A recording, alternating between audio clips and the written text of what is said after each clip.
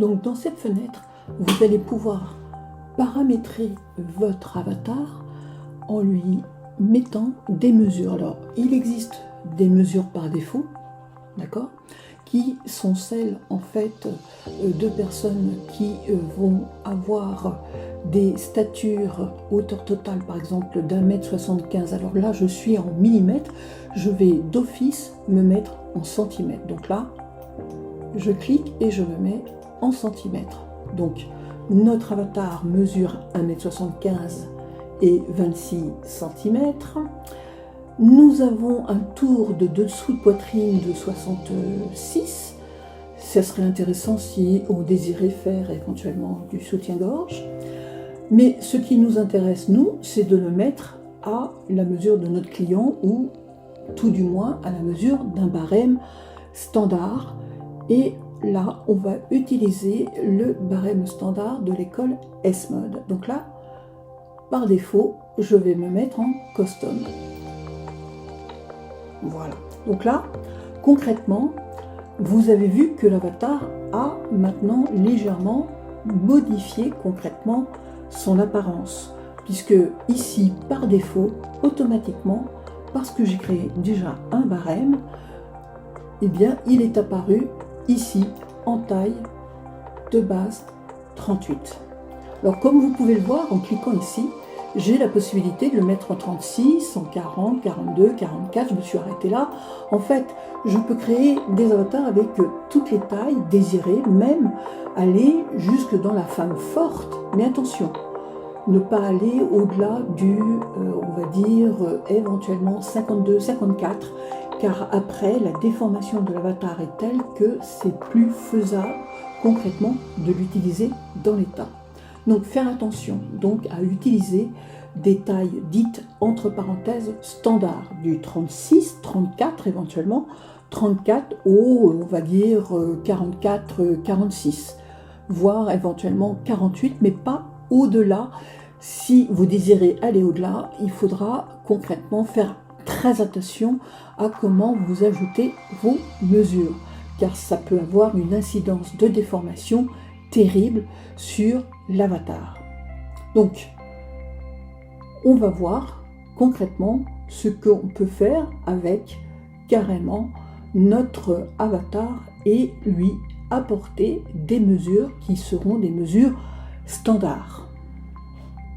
Alors, nous allons voir essentiellement la taille de l'avatar, mais nous voyons que nous avons aussi la possibilité d'ajouter des mesures, de voir les différents types de points d'arrangement sur notre avatar avec la partie points bleus qui sont en fait les points d'arrangement et la partie verte qui sont en fait les parties enveloppantes qui permettent au patronage de venir se courber autour de l'avatar.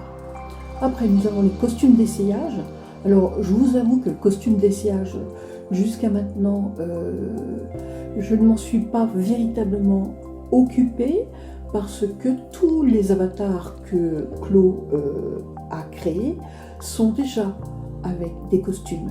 Ça veut dire quoi, un costume d'essayage? Ça veut dire tout simplement que nous indiquons concrètement à l'ordinateur où se trouve le mi-cou, où se trouve par exemple la base du cou, la taille, etc. D'accord? Voilà. Vous voyez qu'en sélectionnant, on obtient en fait des petits repères blancs qui vont automatiquement dire bah là c'est le tour du poignet, là c'est les emmanchures, etc. etc. D'accord? Et que là, on peut draper concrètement, bien évidemment, notre avatar avec un costume qui sera mis autour de lui avec la possibilité de créer concrètement à partir d'un avatar qu'on aurait été chercher ailleurs et qu'on aurait besoin d'intégrer dans Claude et avec lequel il faudrait justement lui créer toutes les mesures, tous les endroits où justement Claude mesure et ainsi de suite. Donc le costume d'essayage pour le moment c'est, je dirais, pour une formation très avancée. Donc là nous allons revenir en arrière sur la taille déjà de l'avatar. Il y a pas mal de choses à vous expliquer. Alors, comment créer nos tailles? Alors, comme vous le voyez, taille par défaut, donc là je me suis mis dans custom, d'accord, c'est important pour pouvoir créer notre barème de mesure. Après par la suite, nous verrons que ici va s'afficher le nom que vous aurez mis à votre fichier mesure qui est un point AVS, d'accord, et qui pourra être reconnu d'Enclos, exclusivement que d'Enclos. Là, nous avons bien sûr la possibilité de choisir l'échelle en millimètres, pouces, pieds, centimètres. C'est ce que j'ai utilisé. Et la petite roue qui est au bout, c'est pour définir éventuellement les détails. Alors, dans les détails, c'est-à-dire que je vais choisir les mesures auxquelles je porte le plus d'importance. Celles que je prends d'habitude sur mon mannequin ou sur mes clients. Donc, la base du cou, le tour de poitrine, le biceps pour les largeurs de manches, poignet, coude, en général je ne les prends pas, la taille impératif, hauteur des hanches, bas de hanches, cuisses pour tout ce qui est pantalon, éventuellement les mi-cuisses peut être intéressant, les hauteurs maintenant, la hauteur poitrine, c'est intéressant de la voir, la hauteur sous poitrine aussi c'est intéressant de la voir, la taille, le haut des hanches, le bas des hanches sont des mesures qui sont intéressantes à mettre. Après, longueur. Longueur, c'est-à-dire pente d'épaule. Je peux paramétrer les pentes d'épaule, c'est-à-dire la hauteur de mon épaule. La pente d'épaule, c'est ce qui est ici. D'accord? Voilà. Du sommet au sommet poitrine. C'est donc concrètement de là à là. C'est l'écartement poitrine, donc. Je coche. Sommet jusqu'à l'épaule. C'est donc en fait du sommet de poitrine jusqu'à la hauteur de l'épaule. Là, effectivement, je peux cocher cette mesure, bien évidemment. Après, sur le devant. Sur le devant, alors, qu'est-ce qu'il nous raconte sur le devant? Là, c'est la hauteur, taille, salière, taille devant, longueur dos, au dos, donc là, de la septième cervicale à la taille, milieu dos, cou jusqu'au poignet. Donc là, concrètement, c'est la valeur qui est ici, concrètement, celle que vous voyez ici et qui va descendre jusque là.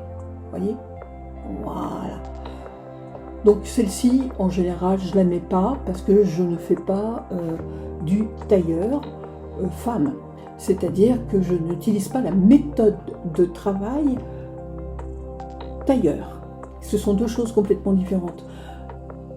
Quand vous travaillez en modélisme femme, vous travaillez en modélisme en deux méthodes, ou par moulage ou par coupe à plat. D'accord? Mais la méthode tailleur, c'est je travaille en coupe à plat et je fais du sur-mesure. D'accord? Donc là, j'ai pas besoin de cette longueur. Je continue et vous voyez que je peux en avoir encore beaucoup plus. Milieu devant jusqu'au cou, du milieu devant, milieu devant, du cou jusqu'à la taille, c'est donc la mesure que je vous ai mise ici. Voilà. Ok.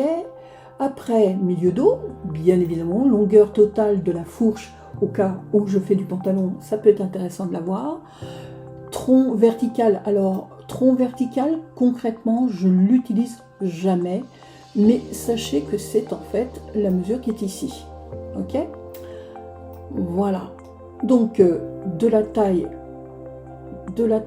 au haut des hanches, bien évidemment, pour pouvoir régler ces différentes lignes qui sont ici.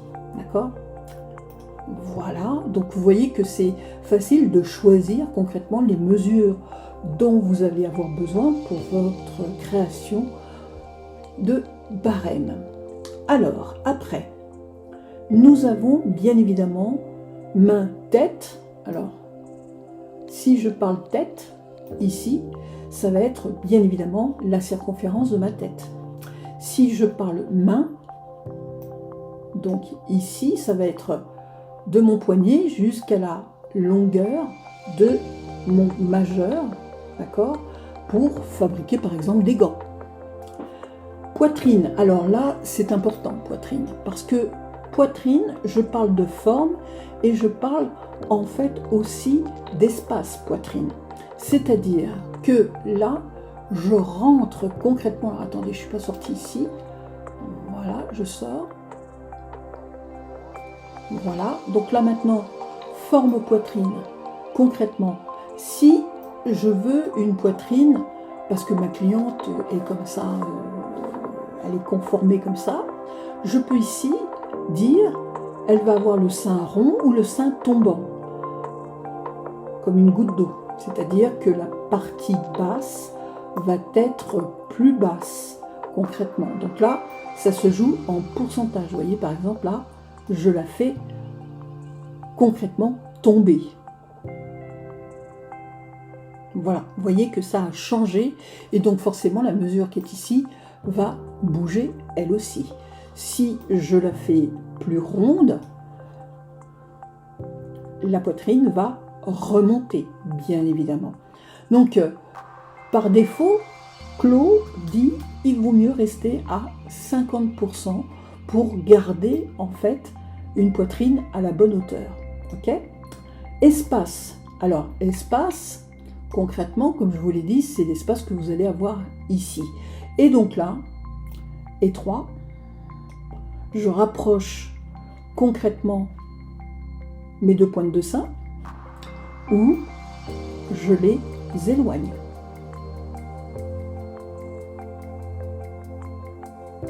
D'accord ? Alors, il y a effectivement des clients qui ont des seins qui vont plus vers l'extérieur et d'autres qui vont plus à l'intérieur. Donc, à vous de choisir l'équilibre qui va pouvoir permettre d'avoir quelque chose qui corresponde à votre client. Donc là, on va rester à 50%. La hauteur maintenant. Alors moi, je l'avais déjà réglé sur 70 parce que en fait, ça correspond concrètement à la mesure qui est ici, c'est-à-dire 25,5 ou 0,51, d'accord, millimètres.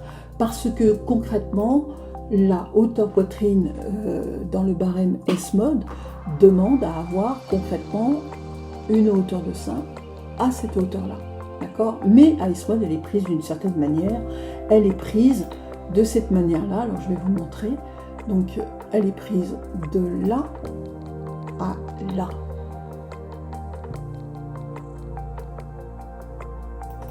Voilà.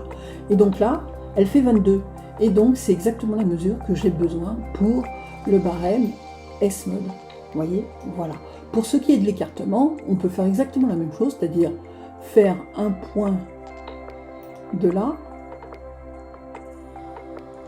à là de clic, et là, on voit concrètement combien est l'écart de ma poitrine. Bien évidemment, ce qui va me permettre de régler de manière, parce que normalement c'est 9, donc je peux concrètement éloigner légèrement ici pour donner concrètement une mesure qui va correspondre à ce que j'ai besoin. Donc là, n'hésitez pas à utiliser cette méthode que je viens de faire, qui nous permettra bien évidemment de pouvoir contrôler l'écart sein que nous avons entre les deux pointes de sein. Voilà. Donc voilà concrètement comment on peut créer un barème. Donc pour ce qui est de la hauteur des hanches, tout simplement les valeurs sont déjà mises, donc c'est pas très compliqué à comprendre, il suffit de taper la mesure, d'accord. Si votre cliente fait par exemple 100 de tours, eh bien vous tapez votre valeur et automatiquement vous voyez les hanches vont s'arrondir, bien évidemment. Là je reviens à 95 et voilà, d'accord. Concrètement, vous voyez que rien n'est très compliqué à paramétrer. Autre chose maintenant qui serait intéressant à voir aussi, c'est une fois qu'on a paramétré, comment enregistrer tout ça. Eh bien, ici vous avez une petite disquette, sauvegarder. Et là, on va tout simplement gardez le chemin d'accès parce que c'est important. Closet, alors je suis sur un Mac, hein, je rappelle. Donc je vais aller chercher le dossier Closet. Là, je vais aller dans Avatar, Femme, Size pour taille, et là, Custom. Et dans Custom, je vais valider la taille 38, puisque je l'ai déjà nommé, et dire sauvegarder. Voilà. Donc là, je remplace, bien évidemment. Maintenant que j'ai sauvegardé mon barème, à tout moment, quel que soit l'avatar que j'aurai sur la scène, s'il n'est pas mis à la mesure, il suffira tout simplement pour moi eh bien, de le mettre à la mesure là. Je vais aller chercher tout simplement alors un autre avatar.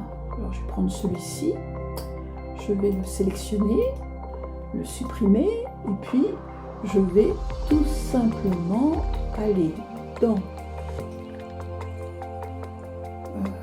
femme ici, voilà, avatar perso, ça c'est mes avatars perso parce qu'il y a d'autres types d'avatars en gros. Donc là je vais aller chercher tout simplement femme et là je vais cliquer sur un autre avatar.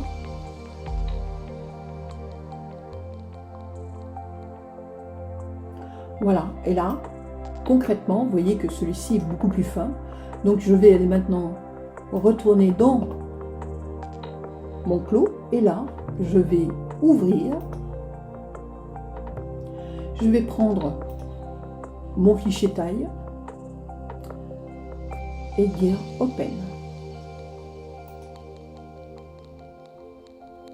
Et là, normalement, mon avatar Aïe s'est mis à la mesure. Donc vous voyez qu'il n'y a rien de très compliqué, c'est juste une question de bien connaître la prise de mesure sur client pour pouvoir après l'utiliser sur votre avatar personnel que vous allez costumer pour vos clients ou pour votre entreprise.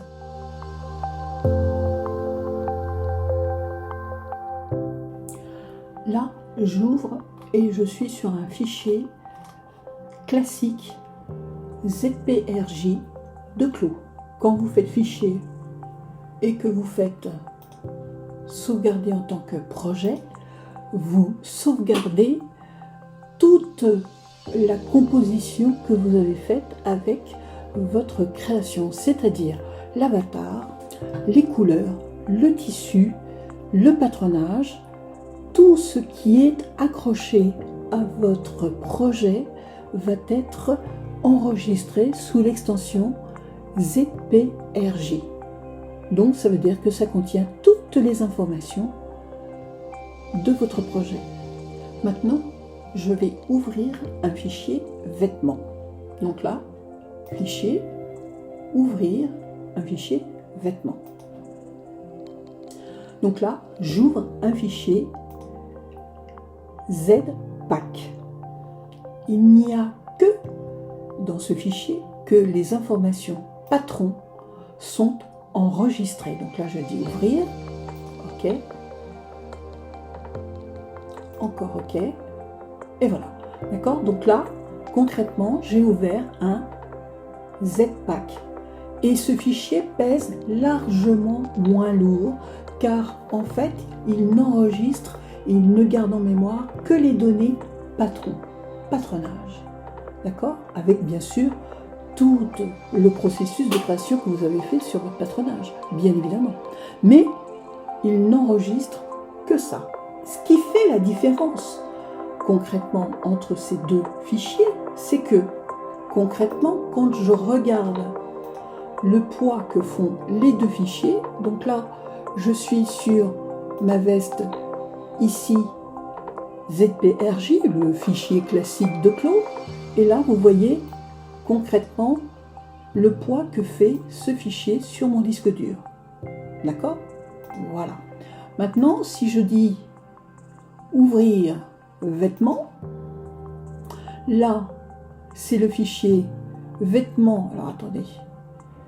Voilà, vêtements qui s'ouvrent, et regardez, c'est assez extraordinaire parce que là, c'est le poids qu'occupe mon fichier sur mon disque dur.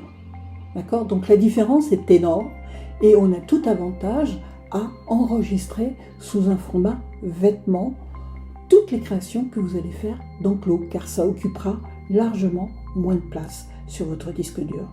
Et donc ça sera plus facile à envoyer par internet aussi. Autre chose que l'on peut dire aussi, c'est que quand vous ouvrez votre librairie qui donne accès à vos actifs de Clos, vous voyez tout ce qui est en blanc là, c'est en fait des Z-Pack. D'accord? Ce sont des modèles de base du logiciel Clos. Et là, vous voyez, c'est ma veste. Et ma veste, eh bien, quand je clique dessus pour l'ouvrir, eh bien, elle va s'ouvrir sous forme de Z-Pack. Et nous allons visualiser en 3D, bien évidemment, notre veste. Donc, vous voyez que là, je peux même simuler, elle reste en place.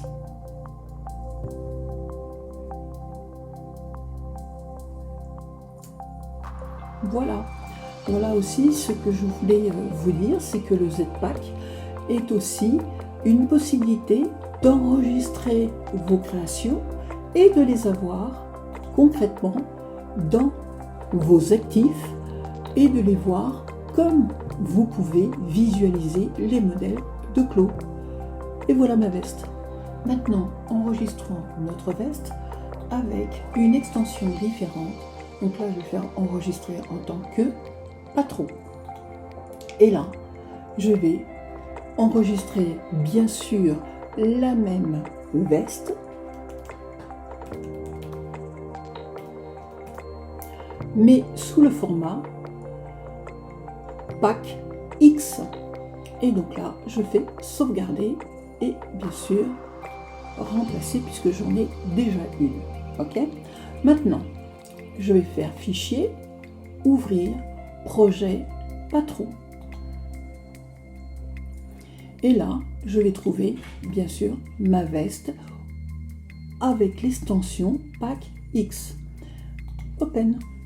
Là, je dis ouvrir, ne pas pivoter, etc., etc. Je garde tout ça, bien sûr, comme d'habitude.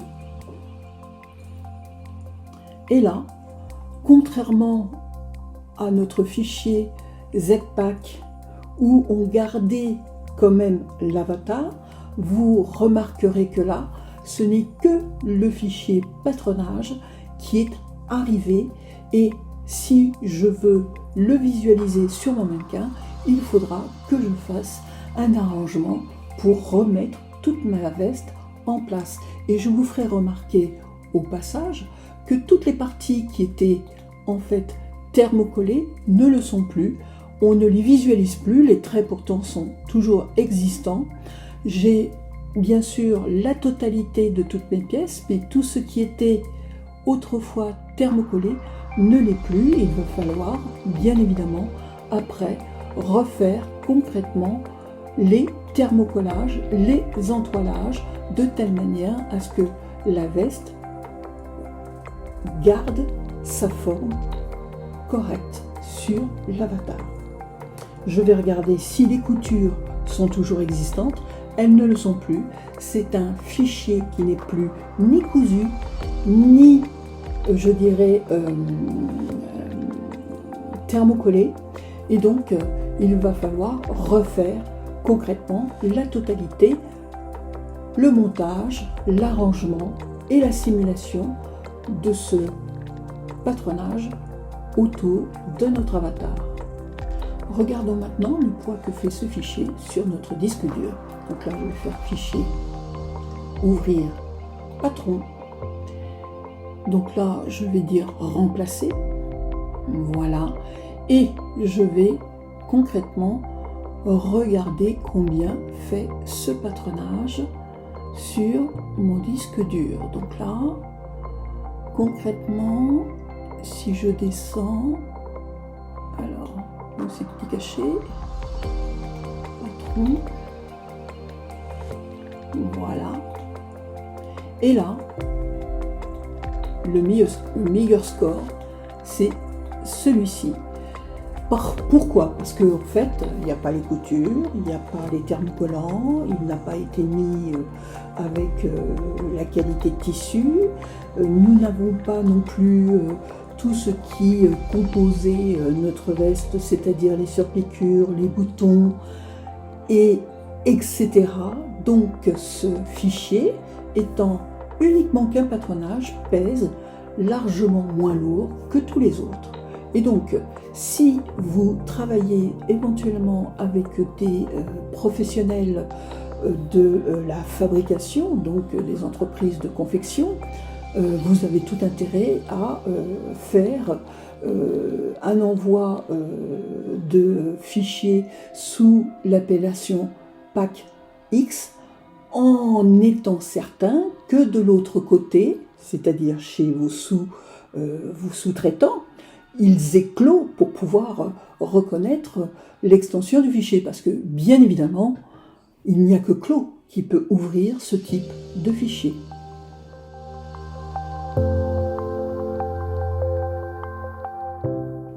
Imaginez que vous avez costumisé votre avatar, que vous lui avez mis un petit peu de rouge, trouvé une nouvelle coupe de cheveux, et que vous voulez l'enregistrer en tant qu'avatar. Eh bien, vous allez dans votre fichier, et là, vous faites sauvegarder en tant que avatar.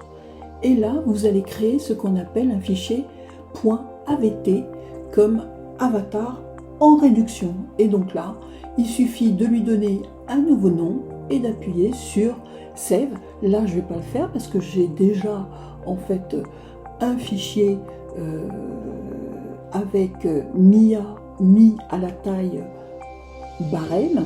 Et donc là, je vais dire OK. Et donc, dans ce fichier, vous allez avoir tout ce qui concerne votre avatar, sa couleur de peau, son maquillage, sa coiffure, sa taille. Concrètement, on va retrouver toutes les données qui concernent l'avatar.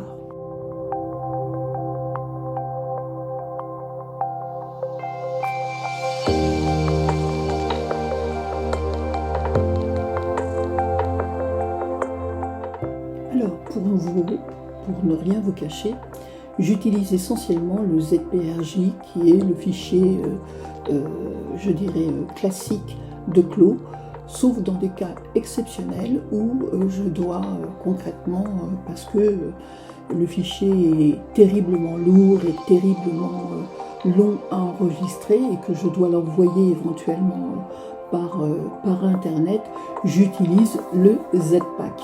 Voilà. Concrètement, vous savez tous mes petits secrets là-dessus.